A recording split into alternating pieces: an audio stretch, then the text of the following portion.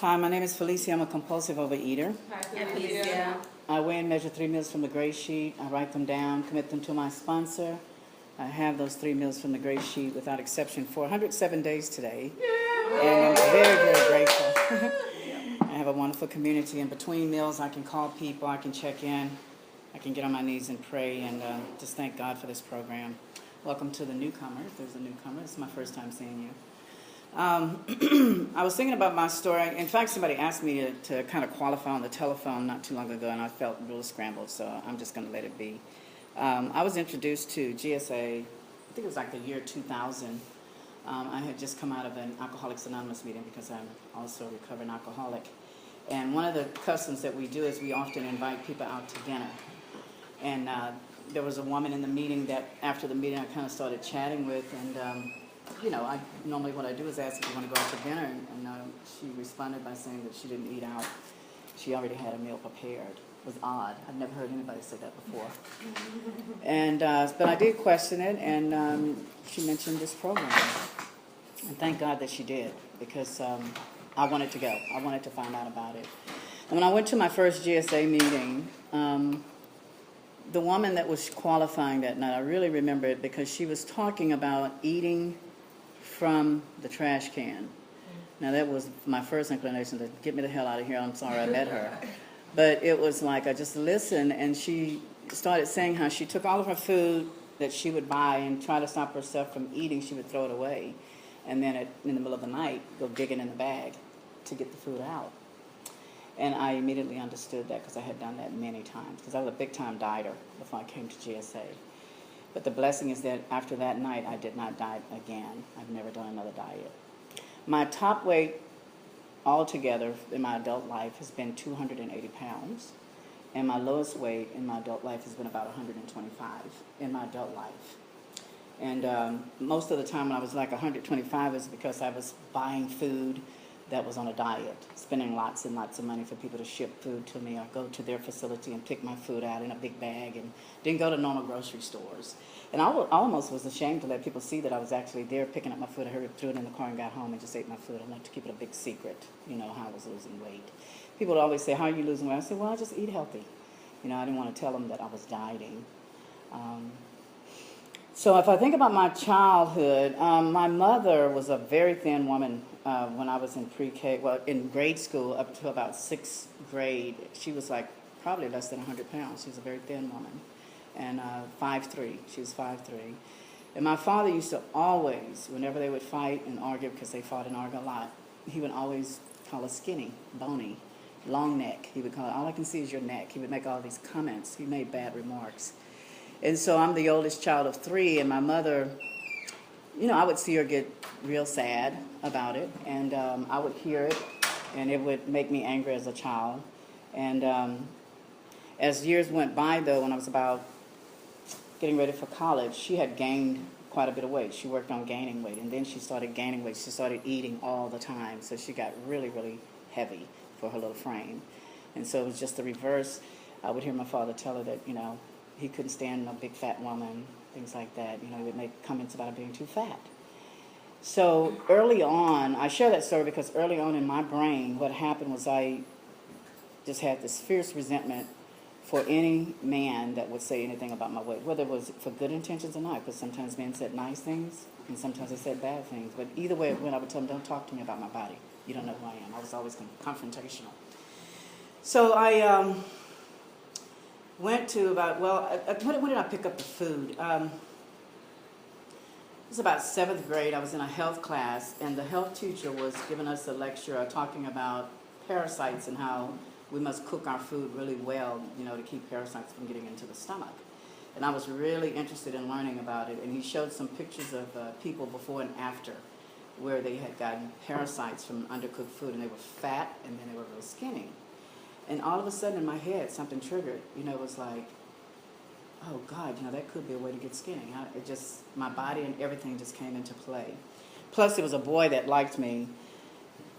I went to the pool that summer before, and I was swimming, and I told him that I didn't like him because he just was messing with me all the time. And I jumped in the pool, and he said, wow, that was a big whale that just jumped in. That's what he said.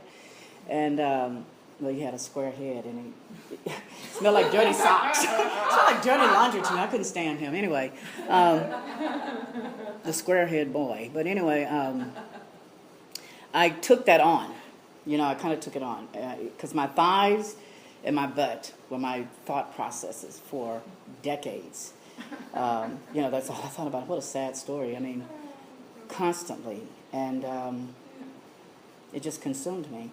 I also started, just to my mom, I would always ask her this question over and over. Am I fat? Am I too fat, Mom? Am I fat?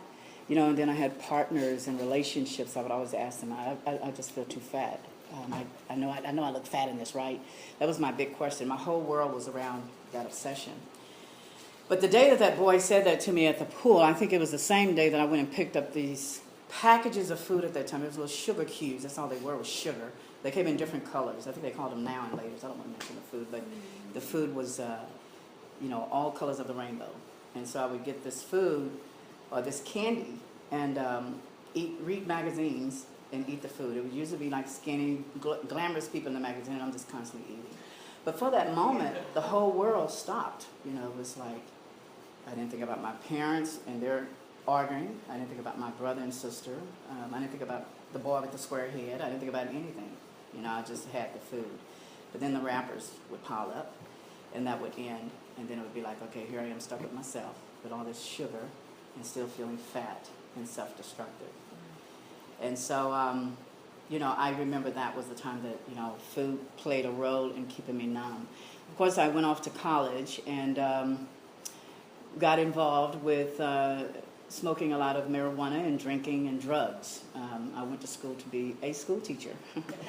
And I did well with my grades. Even in high school I do, because that was another way to escape, to make good grades and be isolated. And I came into my own understanding of my sexual preference in my sophomore year. And that had a lot of shame kind of connected to it at the beginning, because I preferred to date women at that time. And my mother was not accepting of that, and she still doesn't accept it, but she doesn't put me down because of my choices.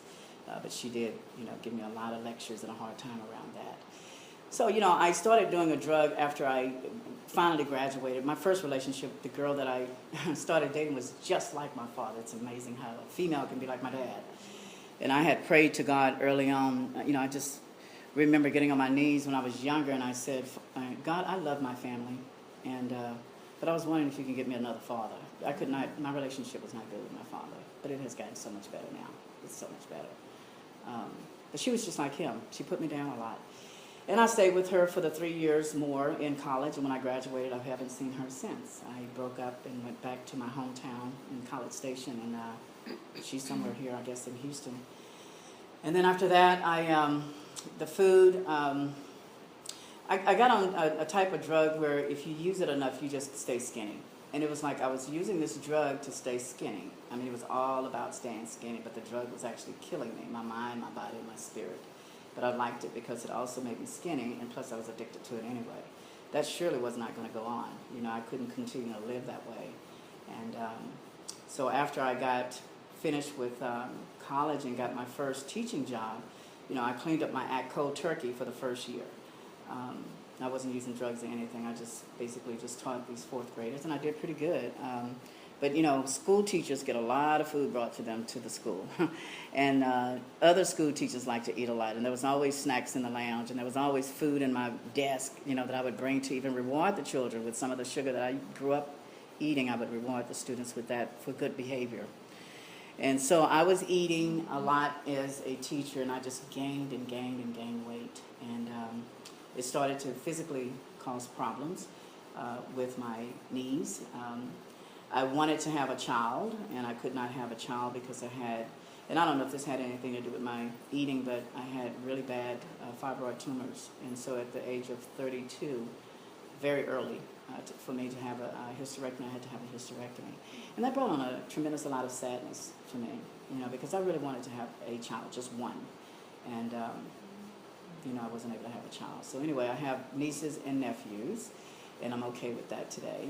And the food addiction just continued. I mean, I did the same thing that the woman talked about that qualified about throwing food out. I did Nutrisystem. Craig's, what's the woman's name? I can't even think of her name. Jenny Craig. And I ordered pills from a magazine, and they would send me these 2 bottles, 2 for 1. They would send me 4 because it was a good deal, and it was, I don't know what the hell I was taking, but, you know, I would lose weight that way. I went to the doctor. They gave me fasting pills that made me edgy all the time, and I would lose weight that way. And, you know, that's kind of like how my life was. I was always unhappy, even when I was thin. I was unhappy and not present and not wanting to be present. So when I got into GSA, the first time, it stayed in my mind that I had entered these rooms and that there could possibly be a solution. So I kept coming back. I moved to California for a while. They had meetings in SoCal I would go to, and then I went to South Carolina. They didn't have very many meetings. I tried to start a meeting there for GSA. The longest I stayed abstinent was when I was in California for about 1.5 years, and I lost weight, and there was peace. You see, I describe the food addiction like somebody living in your house, and you want them to move out, and they refuse to leave. You know, every damn day you get up, they're still there. And finally, one day you get up, and they decide to pack their shit and get out, you know, and it's very quiet and peaceful. That's what it's like, that kind of peace. And so I get to do that for the last 107 days, find that peace. So what keeps me abstinent is there's a wonderful book. It's the 12 and 12 that I got about 30 days in. And the first step in that book has saved my life. I tell you, it changed my whole mind, that one right there. I think I left mine in the car because I think it's got mildew all over it. I got to get another one because I spilled olive oil all over mine. But anyway, I write something about each one of those steps on the first step every single day. I just do it, and it is really helping me a lot. And the phone bridge, my face-to-face community, GSA's Roundup, we just had it, and being able to connect with people from that phone bridge. It's like I do it because it's about life and death for me. I know the devastation of this disease. I hate to miss the meetings. I hate missing my writing, and I hate missing this meeting because it keeps me abstinent. And I'm so very, very grateful for GreySheeters Anonymous. I don't eat no matter what. Thank you. Thank you, Felicia. Thank you, Felicia.